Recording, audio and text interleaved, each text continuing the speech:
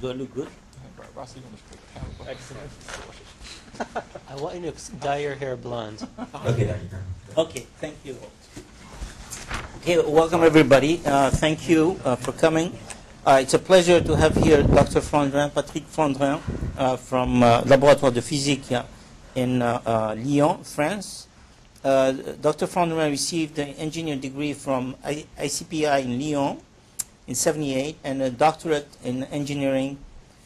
And also, well, there's in France there's this thing called doctorat d'état, which is past PhD. It's like getting tenure here from IMP Grenoble in 1982 and 1987, respectively.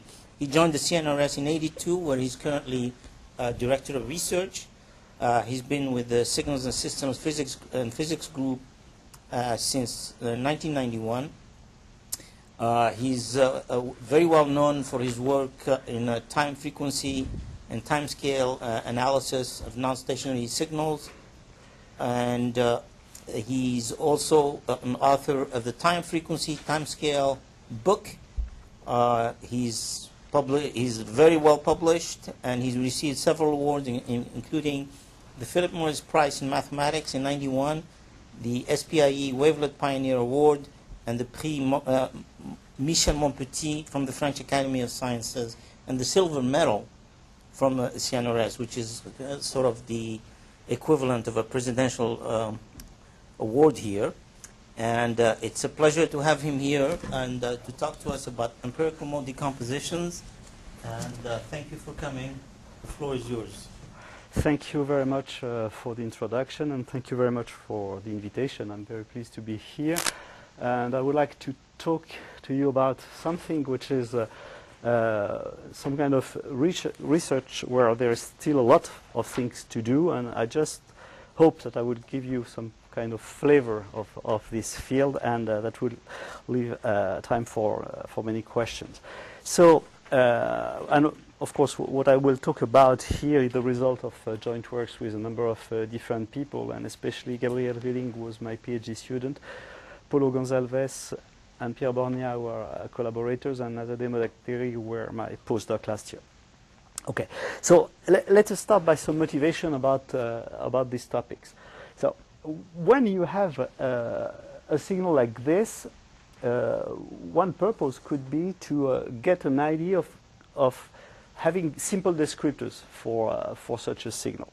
And if you look at this, and if I ask you, for instance, to draw this signal, you look at this signal and you have a friend in another room and you want him or her to draw this signal by hand, just following your recommendation.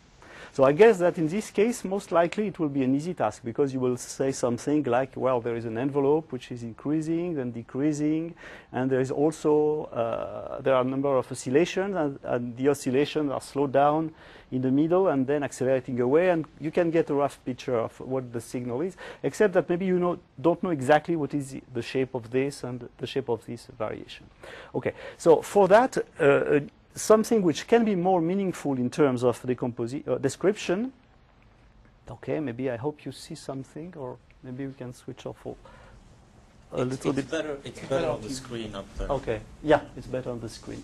It's precisely the time frequency description, because if you go to the time frequency plane, then you see clearly, here is time, here is frequency, and you have a color code for the energy, that in fact, you have this kind of evolution of the instantaneous frequency, which is given by this curve, and you can give a specific form to this this curve by means of any method you want, and you'll see also the effect of the amplitude modulation. Okay, and why time frequency is useful? Because very often it's very reminiscent of what is intuition about the description of the signal, and especially when the situation is a little bit more complicated. Because if you have a signal like this now, it's, I think, becomes more complicated to draw the signal as we did before. But that just because we are looking at that in the time domain of the samples that we observed. Whereas if precisely we go to time frequency plane, again, it's something which is very easy, because you have a way of really seeing now, thanks to 2 degrees of freedom, what is the structure of the signal. And in this case, you see that you have the former signal plus one harmonic component. Okay, and you can again, describe the signal quite easily. Okay. The point is that maybe you are not only interested in describing the signal, but maybe you would also be interested in extracting the component and coming back to the individual components that are composing this signal, which means that you would be interested in extracting this lower component, which is this one, whose signature is here, and the second one, which is here, in fact, and when superimposing the two, you get this signal. And if you want to do that in some kind of a blind way, let us say without any modeling of the signal, any prior information, clearly it's something that is not that easy. Because, of course, in such a situation, you can really do simple filtering. Because, for instance, the lower, so-called lower component maybe has a spectrum which is limited here, but in the time frequency domain, you see that when you want, by just a simple filtering to extract this component, you have all the leakage from the other component in the same bandwidth, so it's not effective. And the converse is true if you think of the second component, because if you want to extract this by high-pass filtering, then you get also this leakage. And what you would be interested in some sense, would be to have something like this, where you would have some natural border in between the two components, okay, but in an automatic way, so that you could ideally design some kind of a time-varying filter, but without knowing a priori what is the structure of the signal. So this is for answering this kind of question that the method of empirical mode decomposition has been introduced now 15 years ago, about something like this. And loosely speaking, what is the aim of this empirical mode decomposition? It's given an observation x of t to get a representation under this form, which is some kind of a generalization of what is an AM-FM representation for multi-component signals. Because here, of course, nothing is properly defined, but intuitively what we want to have is a linear superposition of a number of different components which are characterized by some evolution in time of something which looks like an envelope times something which looks like an oscillating function, okay? And this oscillating function can be viewed as some form of generalization of a cosine of some phase function which is not necessarily linear. So the intuition with another simple diagram for explaining the empirical mode decomposition and how to achieve this goal is the following.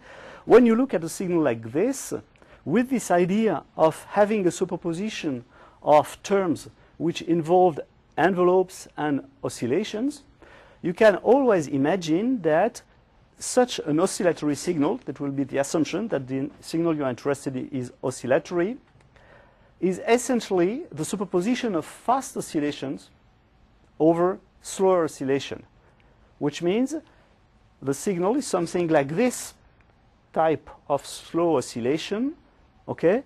And on the top of that, you add some fast oscillation. And when you combine both, you get the original signal. And of course, if you do that, you can iterate.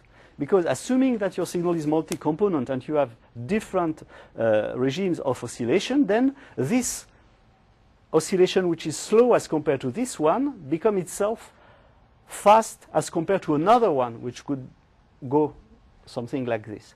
And so the idea is really to make this form of decomposition, which in some sense has something to do with wavelets, but without a fixed structure which would be given a priori. I will come back to this later. So I told you that this idea was formalized in some way by some guy named Huang, working for NASA in the late 90s. And the idea was really to identify locally what is a fast oscillation as compared to a slow oscillation, based essentially on structures of local extrema in the signal. So you have to decide what makes something be a fast oscillation as compared to another one. And in coherence with the interpretation, physical interpretation or intuition I gave before, we can say that what is oscillating fast is something which is essentially related to successive extrema, okay, at the scale of one period. So the effective implementation goes this way. You first identify in a signal what are the local maxima and minima. You deduce from that some upper and lower envelope just by connecting this local extrema. I will show you an example. and this is usually done by cubic splines. We can discuss about that later. Then you subtract the mean envelope of this extracted from these two envelopes from the signal, and you get a first approximation of what should be your idealized first component. The thing is that generally you are not exactly in the right situation of what you want to do with this signal, because the idea of oscillation is really to have something which would be symmetric, as locally symmetric, with reference to the zero line. And so you have some criteria to impose, especially to have first a number of extrema which differs from the number of zeros by 1 at most, which means that really you are sure that all the minima are below 0 and the maxima are above 0. And you have also a criterion which imposes to have some form of almost zero mean for the two envelopes. And if it is not the case, then you iterate on this thing. Okay. And once you get this first mode, which is called intrinsic mode function in the terminology of EMD, you iterate on the residual. So in practice, how does this go? We start from the signal I showed you before. So here is the two-component signal I showed you before. So you first identify the local maxima. Okay? You interpolate between the maxima, the minima, you interpolate, and you take the mean. Okay? And this is this peak curve. And clearly, when you subtract, you get something which is reasonable in terms of alternating values, positive and negative for the extrema, but which has not exactly an envelope which is almost zero, because this envelope is precisely the pink curve. And so since this is not exactly what you do, you take this residue as your new signal, to which you apply the same thing until you get some convergence. So you get, again, maxima, interpolation, minima, interpolation, and you get something which is more flat. Okay? You subtract, it's better, not perfect, so you go on, and you do that until you get something you consider reasonably zero mean up to some tolerance that you are given a priori. And once this is done, you consider this as your first mode. You extract it and you keep it, okay? And then you apply again the same algorithm to the residual, which is just the difference between the original signal and this first extracted mode, okay? And you go on, and then at some point, of course, you just stop because you don't have enough points for looking at the at extrema and minima. And the overall result is something like this.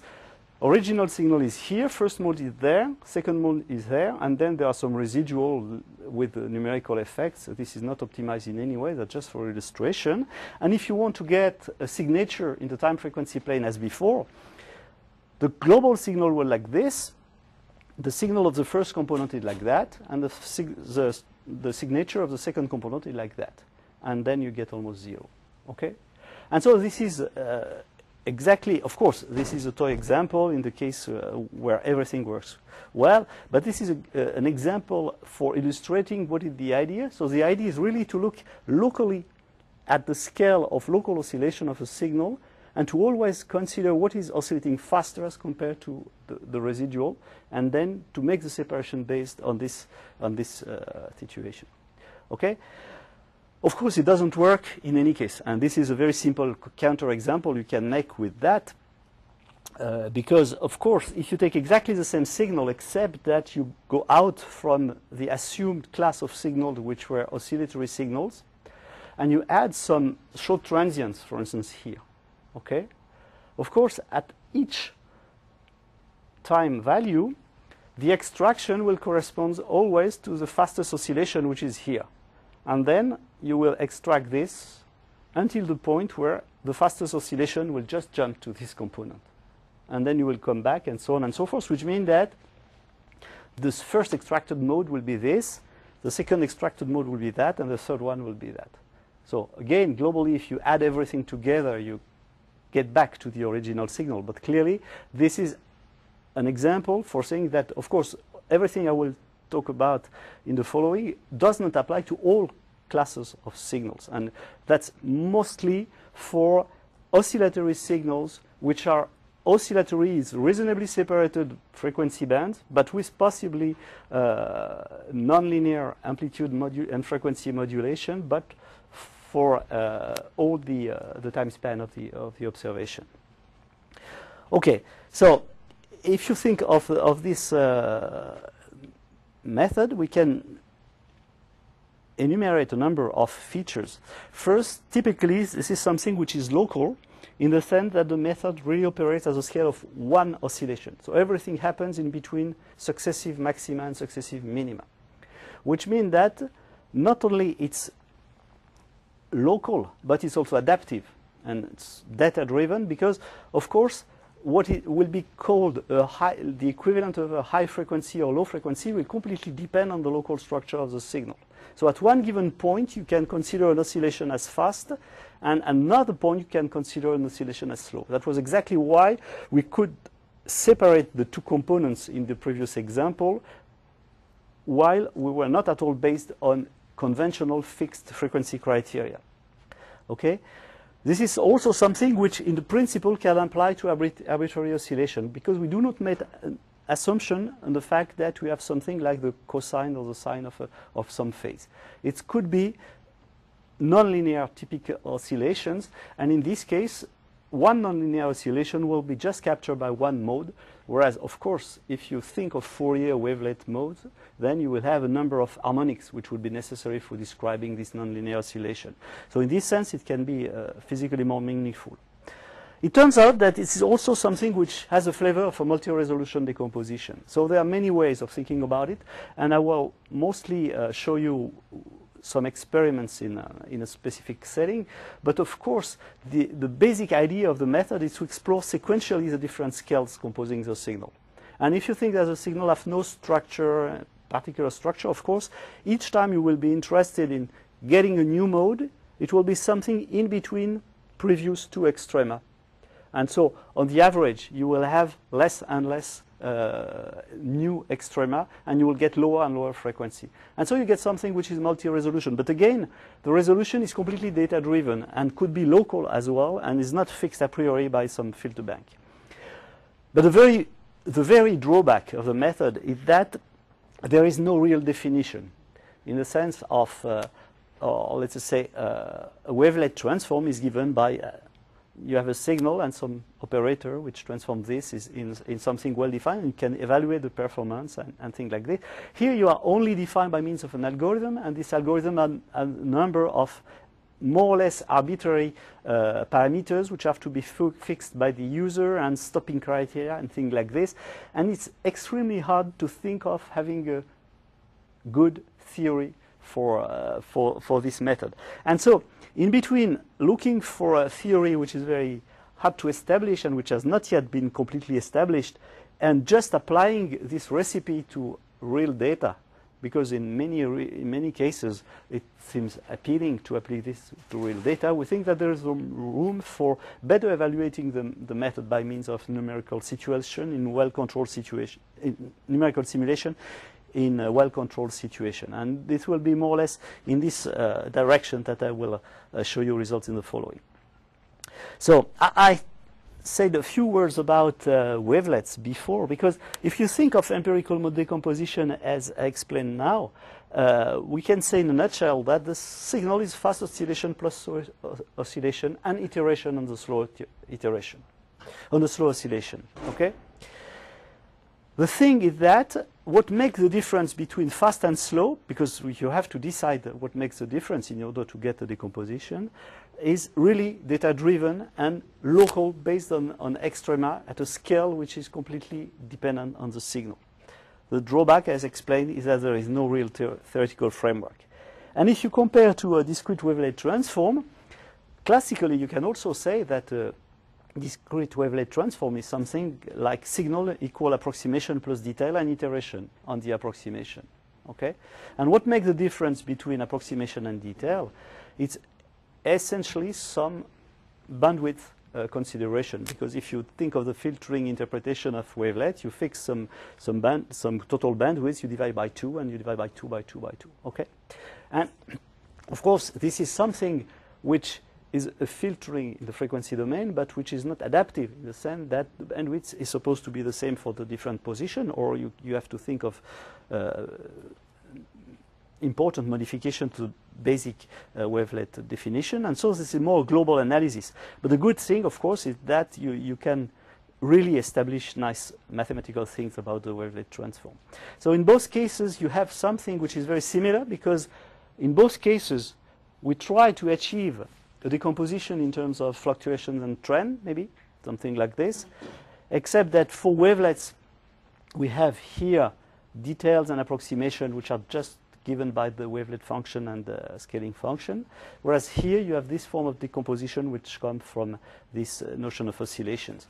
And the main difference is that in a discrete wavelet transform, the scales are predetermined by the analysis, and they're fixed on a dyadic basis and not really adaptive where they are for EMD. So I talk about the possibility of decomposing nonlinear oscillation. This is a simple example, for instance, here in this case, where you have three components, one which is a triangular oscillation, one which is a damped sinusoid, and another one which is another growing triangular oscillation. And clearly what you can achieve with this method when they are reasonably separated, I'll come back to that, in the frequency domain, is in nice separation. And for that, of course, you see that this mode, for instance, is completely contained in one component, and it's not decomposed by itself in a number of Fourier modes as it would be with a more classical approach. Okay, I talk about multi-resolution, so I will tell you a little bit more, because this comes mostly now from experiments, and for that we use the stochastic frequency approach, and we ask the question of, which could appear as a little bit weird, given all I said about the oscillating modes before, which is to decompose mode by mode a wideband noise. And for that, a very simple model which can be used is fractional Gaussian noise. Why? Because, well, it's a very simple generalization of white noise. White noise is known to be flat, and here you add some parameter which, except for the value 1/2 where it will coincide with white noise, with a flat spectrum, is something which has no preferred scale. So this is a scale invariant process, which can be either high pass or low pass depending on the value of h. It will be high pass and short range dependent when h is smaller than 1/2, and low pass and long range dependent when h is greater than 1/2. And this is a very versatile class of processes for studying broadband processes. And what the result is that when you apply this method to this type of signals, and you compute spectrum analysis, and you look at on the average what you obtain, you obtain something which has this form, which means that up to some renormalization, both on the frequency axis and on the amplitude, you get something which is invariant. This just means that here you have a factor which is about 2, which has to be used, such that when applying this factor to the appropriate power, which makes a mode of index k to go to k prime, or the converse, then you get exactly the other mode up to this scaling factor here. Okay, so an easy way to illustrate that is to look at different values of h. So I told you here is white noise. Okay, the total spectrum is flat, is here. Okay, and here are the high pass and low pass variation. This is a log-log plot for the spectra when h is respectively smaller and larger than 1/2. Okay, and so forget about the first mode, which has a very specific structure, but except for the first mode, what you observed typically here is that in this log-log plot, all the spectra differ essentially by means of a scaling, of a shift. Okay, and this shift is precisely what comes from the renormalization factor, and here you get always the factor 2, which is here, and the same is true for this other situation, plus the renormalization in amplitude, which means that if you take this and apply the previous formula, you get all the curves collapsing on something which looks like one unique curve. Okay. So this is an interpretation which supports the idea that we really have something which intrinsically in the method has to do with a natural decomposition by means of dyadic scales in the frequency axis when there is no structure. And so the converse question that we can ask to the method is now, well, if we consider, back to this, for instance, this as some kind of an equivalent transfer function for the method, even if it's not exactly a transfer function, you can imagine that from a more deterministic point of view, you will get a confusion for all the oscillation which will lie simultaneously in this type of frequency domain. Okay? This is a converse view of this filter bank interpretation.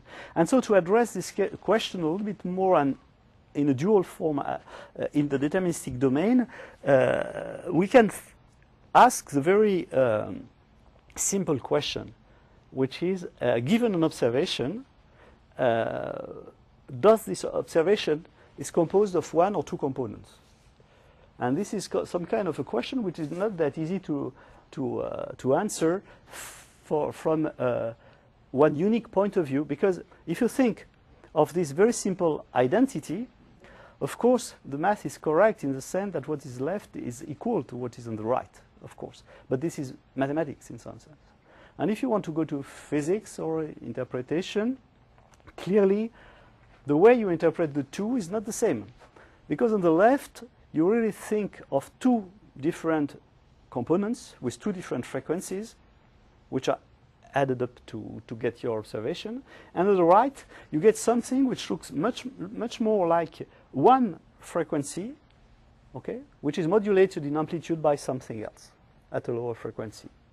And in physics terms, in acoustics terms, let us say, that's essentially beating, a beating effect. And we know that for a description of signals, if you think of musical sounds or things like that, if your notes are very far apart, then you will clearly identify, interpret, code them, everything you want as two different components. But when they get closer and closer, then there is some point where you do not hear anymore that there are two different frequencies, and you will, instead of hearing that, you hear much more the beating, wah, wah, wah, wah, which is something which looks much more like one component, which has one frequency plus a modulation. Okay? And from a point of view of signal representation, it would be interesting to think of method which would, in some sense, decide whether it's better to represent your signal by two components or one component. In other sense, in another respect, I argue about the fact that it's not necessarily a question of super resolution. For supposedly closely spaced components, maybe it's more efficient to consider them as one component rather than two very close components. So what is a way of formalizing that is here. When you have two components like that, okay, the result is something like this. When you have two components like that, the first one is the same, the second one is at a higher frequency, much closer to this one, the result is like that. Okay.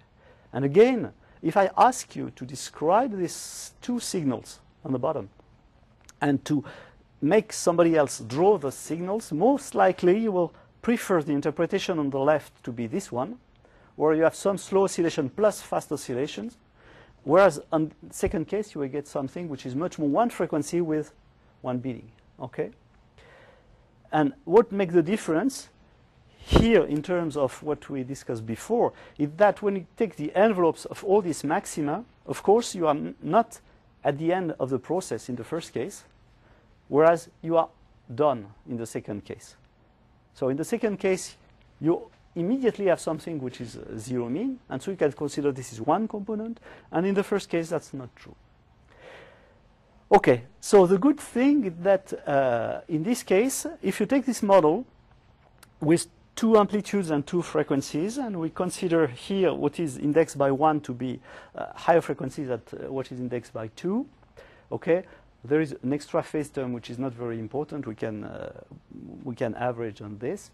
The good thing is that when we are looking essentially at the computation of the first IMF, And if we consider a criterion, which can be shown to only depend on ratio between the amplitude and between the frequencies, which is the difference between the first extracted mode as compared to the first supposed first component, renormalized by the energy of the second component, you can do some calculation and you can do some prediction.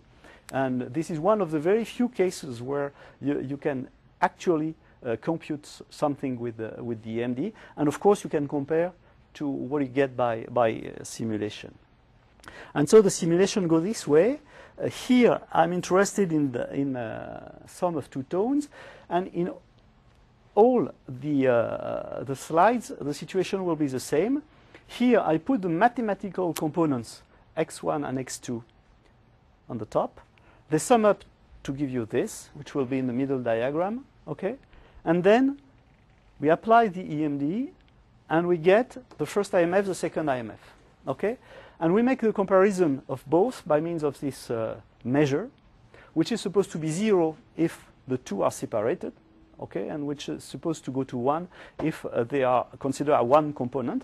And I plot this in such a plane where here is something related to the ratio between the amplitude and something related to the ratio between the frequencies. Okay, and we first start by getting first ratio of the amplitude, so that the amplitude of the low frequency is smaller than the amplitude of the higher frequency, and we increase progressively the second frequency to go closer and closer to the first frequency. And so we get point like this, and so we see the result here, and clearly we will see some change at a point. Okay. Here you still have the two components, and the criterion says 0, so separation. And here we see something which becomes a little bit different, because this second component is getting smaller and smaller, okay? And progressively we get something where, in fact, everything is contained in the first component. And that's exactly the intuition I mentioned before, okay? And you get something like this, and here you cannot consider you get a separation. Okay, now if you do the same in the second regime, where you have now the amplitude of the low frequency, which is higher than the amplitude of the high frequency, you get something a little bit different. But again,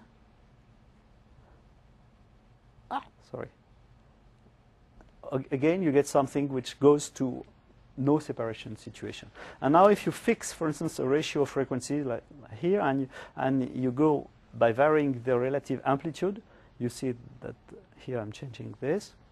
Again, you get something which go to that. And if you do that for all the values in the plane, you get this structure, which is striking because it's something which has definitely a phase transition-like structure, which is pretty well defined, and which can be explained. This is in a paper. I won't explain here the reason of this, but first you see that you have a striking difference between the two cases where the highest amplitude is with low frequency or with high frequency. So this is not symmetric at all. And on the left, you get a situation which is almost invariant with respect to all this range of amplitudes, where here you have strong dependency, and here you get something which is a slow increase, where here you have a sharp transition. And so this can be explained pretty well, and especially you can prove that the transition of this phase transition should lie in between these two curves, where here there is a region which is not predictable correctly, but this is a fairly good agreement. Okay, I thought I had the 3D plot, sorry. And so my point was on this example to say that really we can make use of the method in some sense to justify the fact that we have an interpretation of a signal which comes from the algorithm and which decides by itself whether you are rather in a situation of one component or two components, which can be interesting in terms of describing in a sparse way your signal, because no need for two frequencies if it's better represented by only one component. Okay, so some variation on this theme. There are a number of that, because once you understand the general principle which is behind the EMD, of course you can both extend this principle and you can also make a number of connections with other approaches. So I just mentioned a few. I won't go across all of them, but I will say a few words about some of these variations. The first variation is the so-called ensemble EMD. This is something which has been proposed a couple of years ago and which comes from an observation which is that when applying EMD to real data, very often we get something which is called mode mixing, which means that we have a very high sensitivity to some, let us say, noise fluctuation. Because if, again, we think the way the algorithm proceeds, it's something which is not the usual way of doing things, especially for statisticians. It can appear as a little bit strange, because we first start by estimating things at the highest frequencies, and then we go progressively to lower and lower frequencies. And of course we have this sensitivity, and because everything is sequential from scale to scale, you can propagate some errors. And what happens is that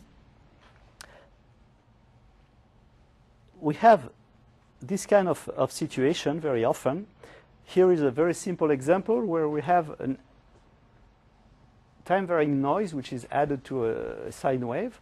We have the different modes, and what we see is that here this is a mode mixing effect, whereas we were expecting only one mode describing the oscillation. With it, as the same information is contained first in this mode and then in this one. And this is relatively easy to explain, because of course when the noise is increased here, at some point there is some contribution whose higher frequency is here rather than being in the previous one, and so of course the next mode goes down. And this is a problem, and especially this is a problem when you want to compare different decompositions. And so one way out for that, that comes from an observation we made some time ago, was to say, would it be possible to improve on this by noise-assisted data analysis methods? And the idea is very simple, is to say that because everything is a problem which comes from the noise, we can imagine maybe to add some little control noise to the data, but make different variations. And doing that, it's likely that you won't get the same type of mode mixing for all this realization of noise. And when averaging that, on the average, you will extract more easily the coherent part, which is related to the signal, and put the rest in the first mode, which will be noise only. Okay? So the idea is to add some control noise to the data, and compute the MD, reiterate, and average. And if you do this, on simple example, you can get something like that, which is exactly what you wanted. So you see that the small amount of noise you added had essentially the effect of having make these two things merge. And of course, more noise means that there are more modes related to fastest oscillation, and the actual mode is going down to a lower level. Okay. Unfortunately, this is not really perfect for one very simple reason. And this very simple reason is that precisely if you do not get the same type of false decomposition given the different noise realizations, when averaging, it's not that clear that you will average coherent things, because in some cases you can get 7 modes, on the other case you can get 8 modes, and averaging mode by mode is not necessarily efficient. And because you do not control what is going with the noise, you get only an approximate reconstruction, whereas, of course, I didn't mention it before, but because of the structure of the decomposition, of course, the reconstruction is perfect. There is no problem in the reconstruction because you are just doing addition and subtractions. Okay. And so we propose a variant on that. I will go quickly on that, which is rather than adding noise to the signal and make full decomposition and then trying to average, we do something which add noise mode by mode and control in this way the fact that at each step we are averaging exactly the first mode only. which is a coherent decomposition. And the second byproduct of that is that also doing that you can get a perfect reconstruction. So, okay, the algorithm goes as that. We generate a different realization of noise. I think I'm a little bit too long on that. And this is an example of this approach on something which could be seen as the dual view of what I explained before with the white noise, for instance, which is another way of looking at the impulse response of the method, not in the frequency domain, but in the time domain. And so we analyze an impulse. And clearly, a pure, real impulse cannot be analyzed by the method because you don't have enough extrema for doing anything. But if you add an infinitesimal level of noise, of course you will get many, many extrema each time. And if you average, you get this. And this really looks like the impulse response of a wavelet transform. Okay? And that's just the dual interpretation of the filter bank. Okay? But what we see is that with the classical ensemble EMD, you get something which is quite good at the beginning, but which gets more and more blurred and dissymmetric when you go down to scales. And with the other method we propose, we get something which is more satisfactory in some sense because it's much more symmetric and it looks more than a real impulse response. Okay, another thing we can do is to think of bivariate signals or even multivariate signals. And again, the problem is that when you have two components in a signal in the sense of a bivariate signal, when you want to analyze them jointly, you have to be able to do something saying that mode K in one decomposition is related to mode K in the other decomposition. And when this is not the case, you get a mismatch between the different modes. And would it be possible to decompose coherently the two components of a bivariate signal or complex valued signal?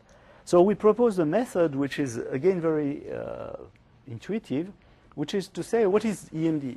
EMD is essentially, for 1D signal, an evaluation of oscillations.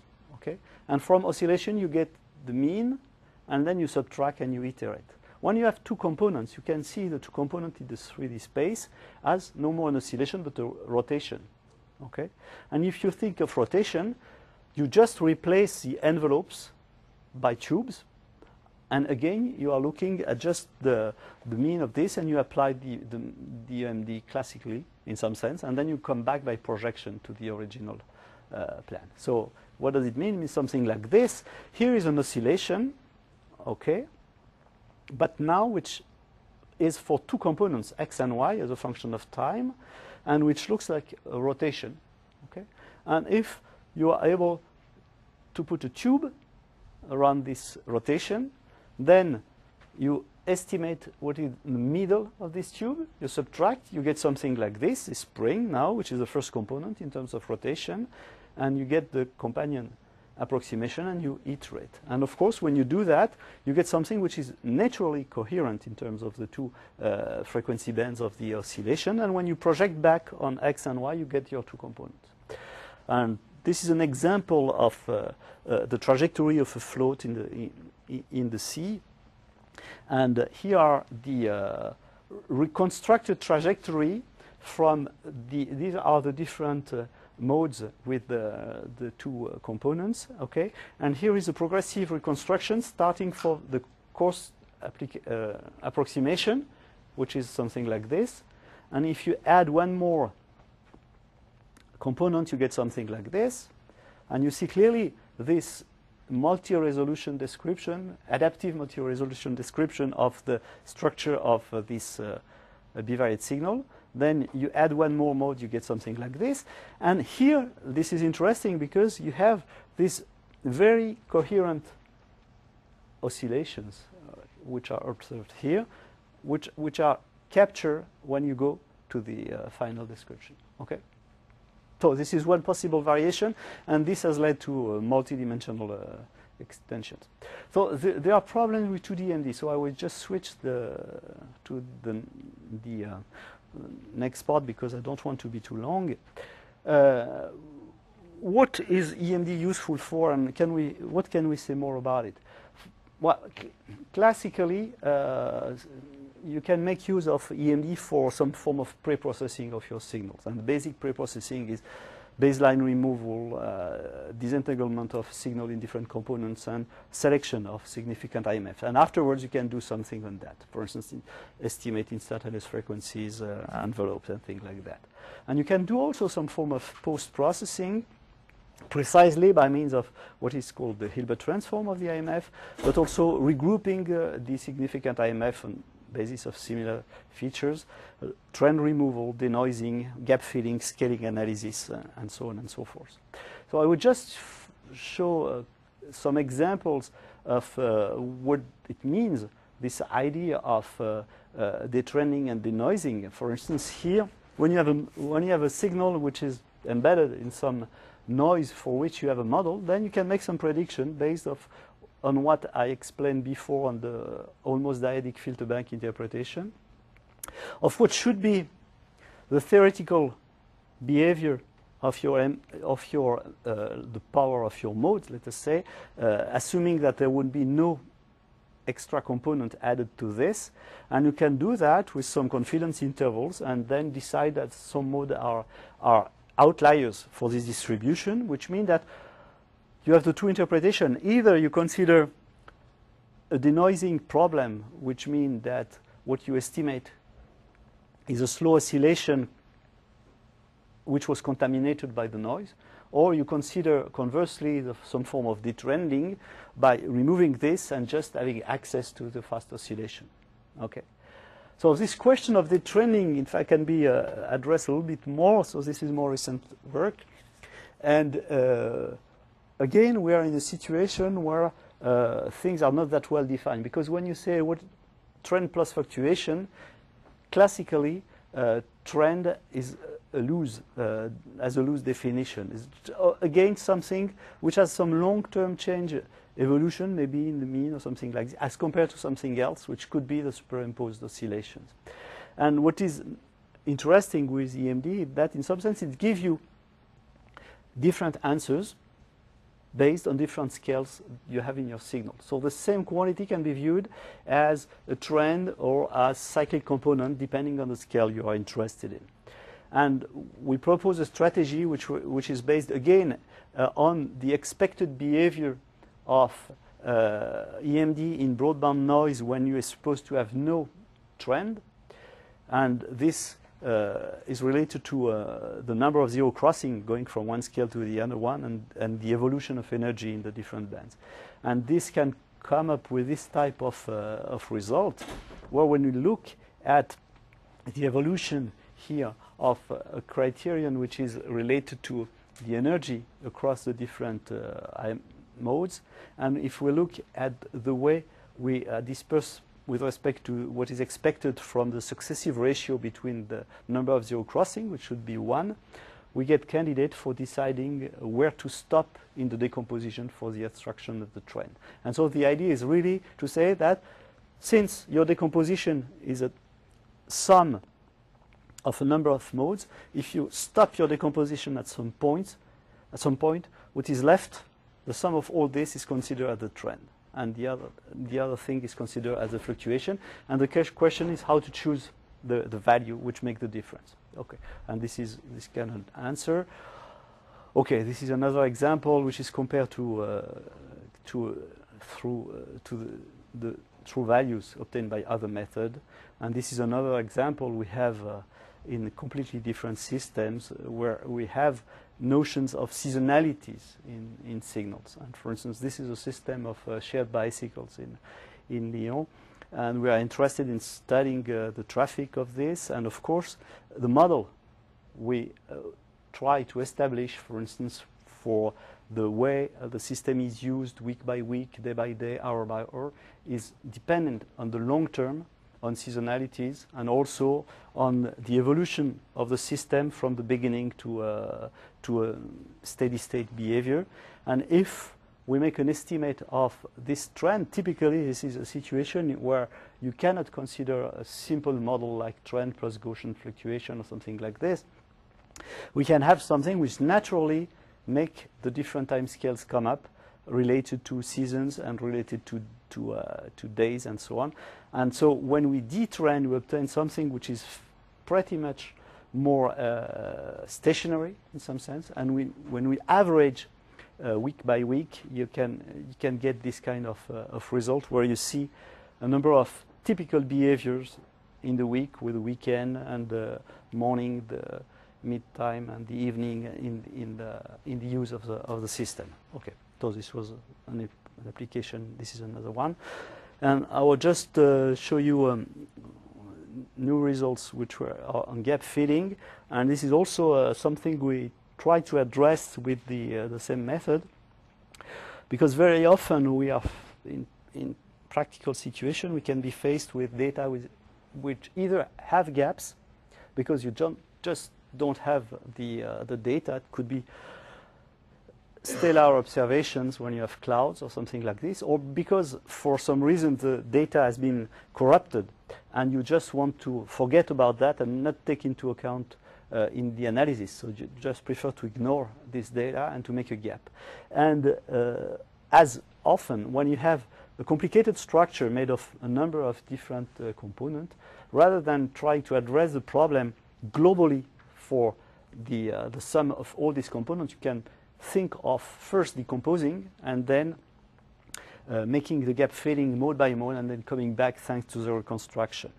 And so the whole trick is how to go from here's an example. These are real data which have been artificially gapped here because we wanted to have some ground truth. Okay, and the trick is how to deal with this so as to get this form of decomposition mode by mode, where we really respect the boundaries of the gap. And so this is mostly based on a geometrical argument. This will be presented next week at ICASP. And when we do that, and then, of course, when we use this geometric argument to the gap filling, you get something like this. Okay, and when you add up and make a zoom on some subpart of your signal, you get in the gaps this kind of behavior. Of course, we do not exactly recover exactly the same data samples, but we get something which is pretty much with the same type of stochastic organization. Okay, this is still work in progress anyway. So maybe I should stop, no? Yeah. Yeah. So I have another example, but I skipped this one, and I will just conclude because I don't want to be too long. So I would say that EMD has this advantage of being first model-free, which is nice. Could be, at least. Depend. If you have a good model, it's okay. But it's also fully data-driven because it constructs by itself what are the relevant scales and features in the signal. So it's something which naturally permits to cope with non-stationarities and even with some form of non-linearities, which is not that easy with all method.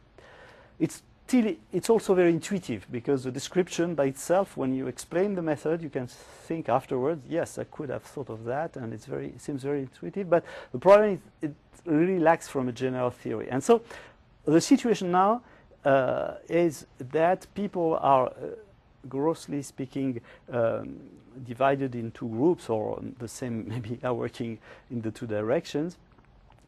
You can have either the option of modifying the original algorithm, okay, and add some other ways of doing things which are more controlled. And one way of doing that now is to make use of constrained variational approaches for replacing this sifting operation, which is the iterative computation of the modes, which gives you first an alternative definition of what is a mode as compared to the residual, and second, and this is based on types of constraints on the regularity, evolution, and so on, and also would give you some guarantees about the convergence of the algorithm and the control of the approximation you are doing.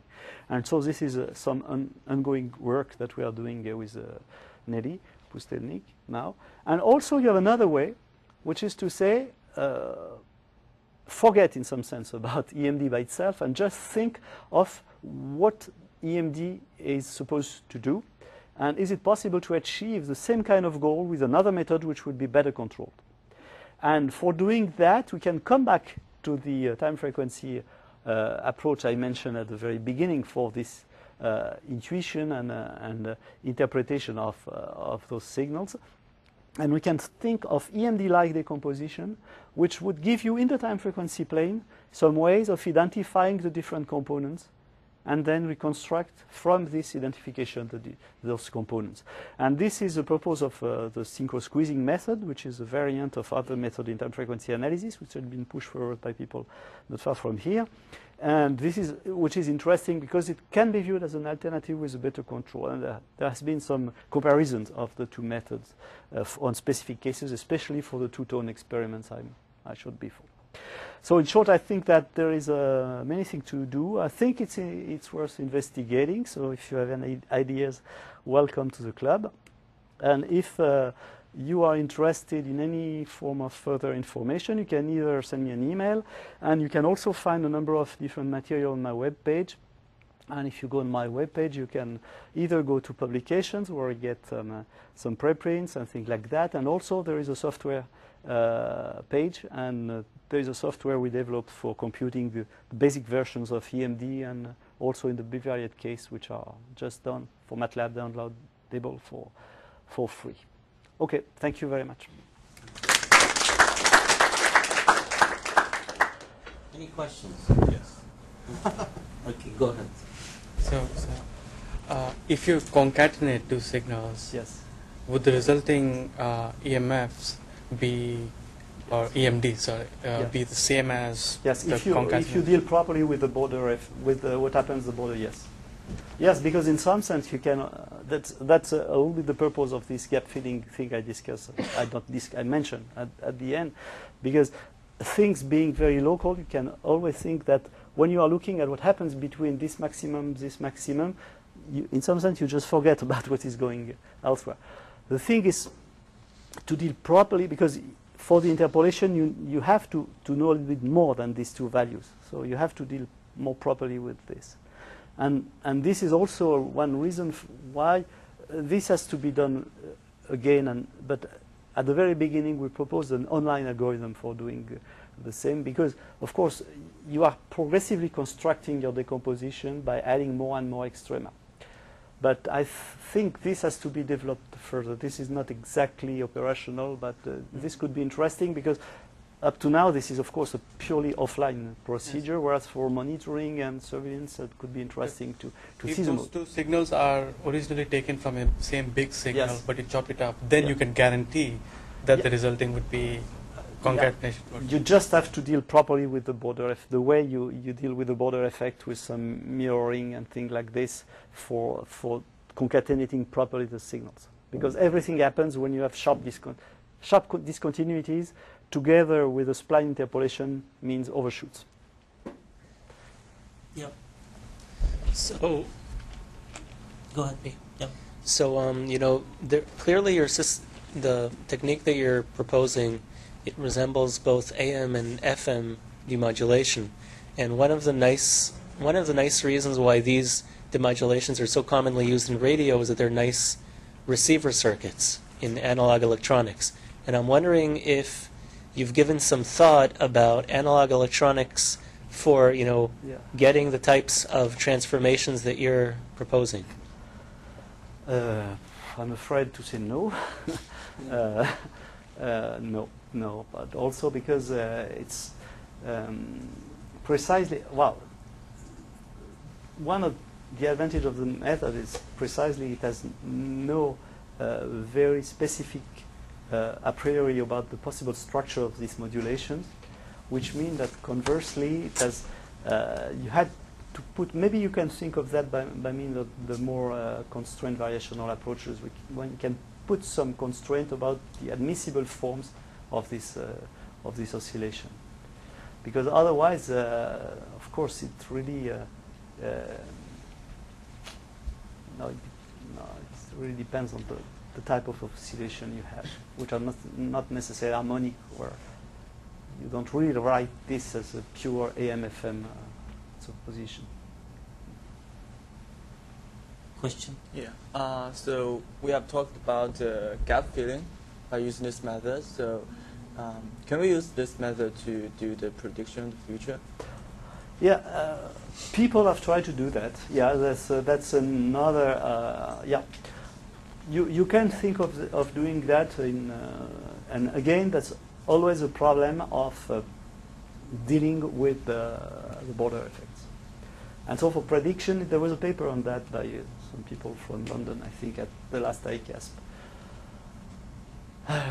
Okay, so you can do that as you do some prediction when you decompose in a wavelet decomposition, and you assume some form. Well, the problem is always the same. You assume some form of reasonable correlation, I would say, within some